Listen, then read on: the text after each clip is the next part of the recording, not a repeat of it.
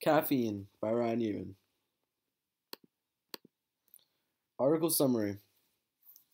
In the article, many things are discussed on the front of caffeine. Certain drinks, such as coffee, caffeinated soda beverages, and energy drinks, are discussed. The article starts with facts about how caffeine acts as a stimulant by activating the central nervous system. It can combat tiredness and improve concentration and focus. Its benefits are then listed off with certain facts being stated, such as that consuming 3 cups of coffee a day may reduce the risk of liver cancer by 50%, help against type 2 diabetes, and that caffeine consumption has also been associated with positive effects on the brain like better memory.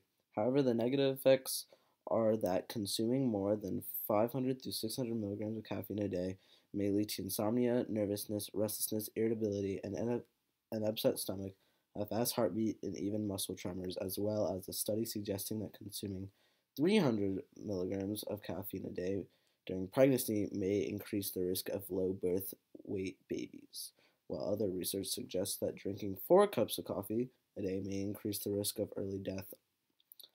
Although these negatives all seem to come in high doses, the use of caffeine and its potential health benefits can still be disputed and may differ depending on the person. For example, some people become more easily addicted and can consume too much. Also, children are encouraged to avoid large amounts because it can stunt growth. The relevance to health is that in this article is relevant to health and recent issues because it touches on some of the possible benefits of consuming a good amount of it and the negatives of having too much.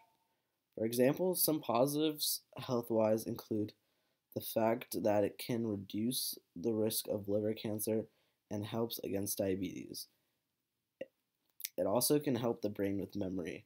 However, negatives are that consuming too much may lead to insomnia, nervousness, restlessness, irritability, and upset stomach, like I said before, and also a fast heartbeat and muscle tremors.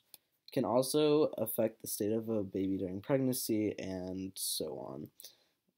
Through these studies and discoveries, we can link their certain symptoms to caffeine. An overall trend can be seen that too much can have bad effects, but if you have a moderate amount, it can improve your health. I believe this information is reliable because this website specializes in health and medical news, thus it's named Medical News Today. All the information is backed up with stated facts from real universities and scholars, and nothing seems too far-fetched based on other things I read. The only disputable thing I notice is that it is a .com and it has many ads all over it. And as it is not an organization or government website, its motives could be more money-based. I overall trust its reliability, but if the facts aren't heavily supported, I would take some of the information with a grain of salt. The reference source I used to go with medicalnewstoday.com was nlm.nih.gov.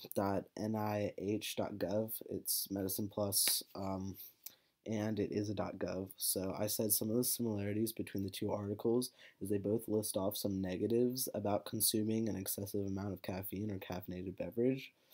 They both also address how certain people are affected in certain ways by it. They both question the safety of it and overall disapprove of its use during pregnancy in large amounts. However, the differences are that the cross-referenced second source does not look at the positives like the first one does. It is a much shorter document and only discusses the bad things. It's really fact-based, and they just seem to look at the downsides. The article motives are most likely a mix of to educate and state facts and to make profit from doing this. Although it seems that a lot of effort and research went into this article and most things on the website I found were true, the abundance of ads also makes it quite clear that they are not doing this for free. Overall, they do give multiple perspectives, looking at the negatives and positives, so you can tell they want to get readers thinking. There are options to share the articles on social media, so they do want their facts to reach the people and inform them, but once again, this can be traced back to wanting to make money, so it's questionable, but overall, I do think all the facts seem to be well stated back to universities, so those are their motives, and that's the end of the slideshow. Thank you for watching, and goodbye.